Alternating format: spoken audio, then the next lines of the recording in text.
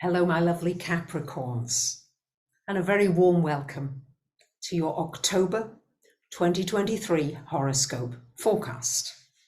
And yes, this is the month I've been talking about for quite a while. It is the month of the eclipses.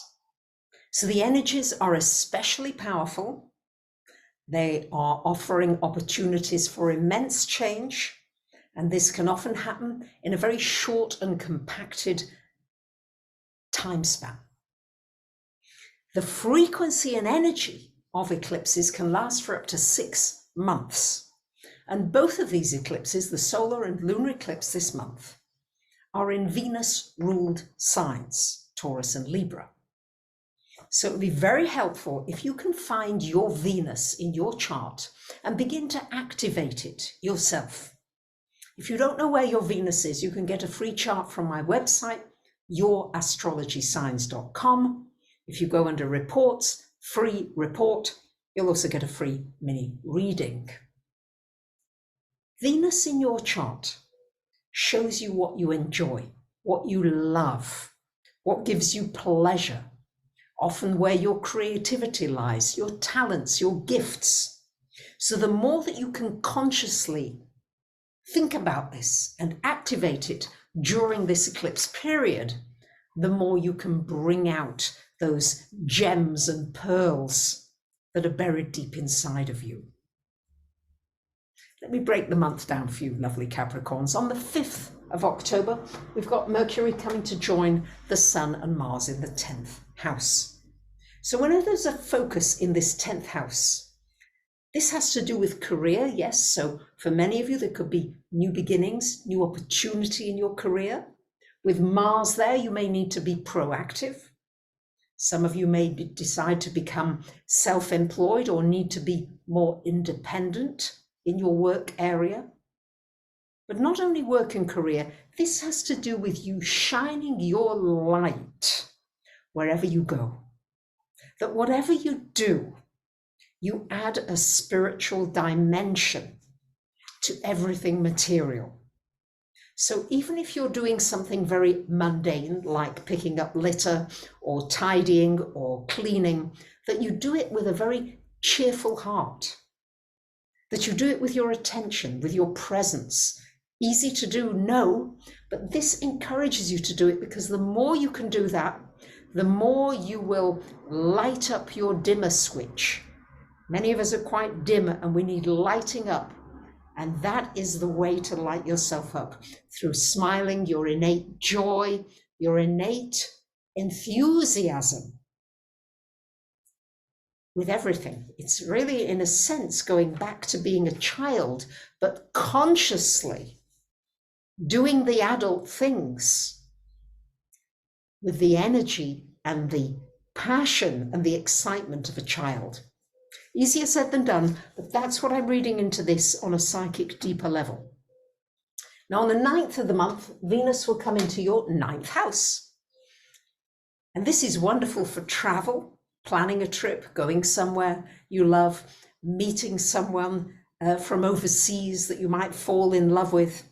And this might be an actual lover, it could be a friend, it could be a soulmate, somebody that you just, you have that really loving, harmonious connection with.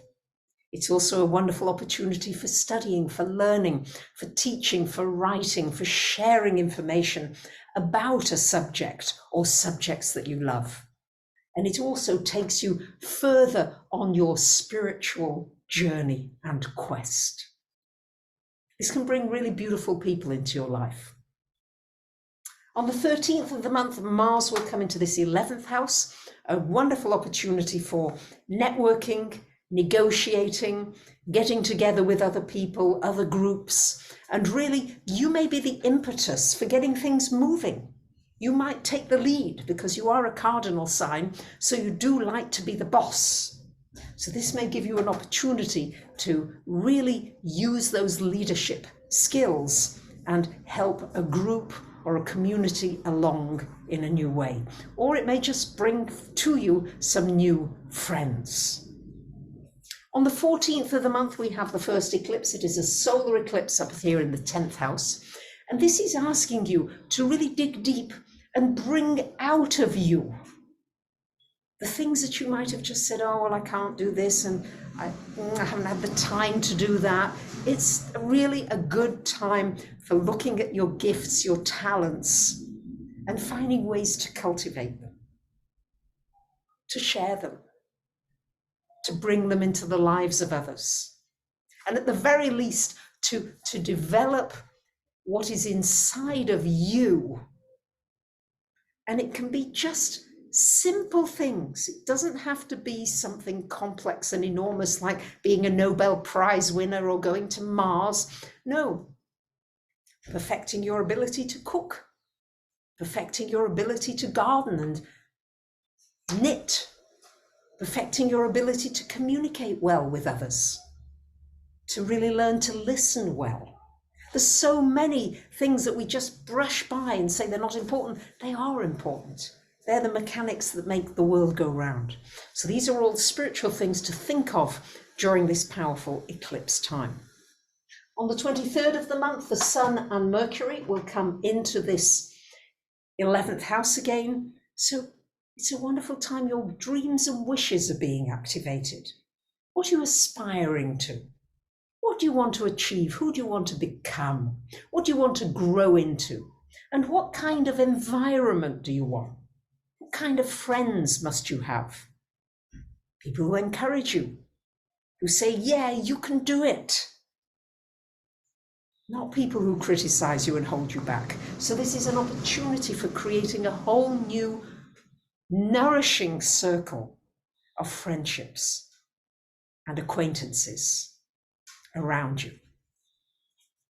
And finally, on the 28th of the month, we've got a lunar eclipse happening here in your 5th house. So this is a wonderful place for the lunar eclipse. It's resonating with Jupiter and Uranus. The 5th house has to do with children.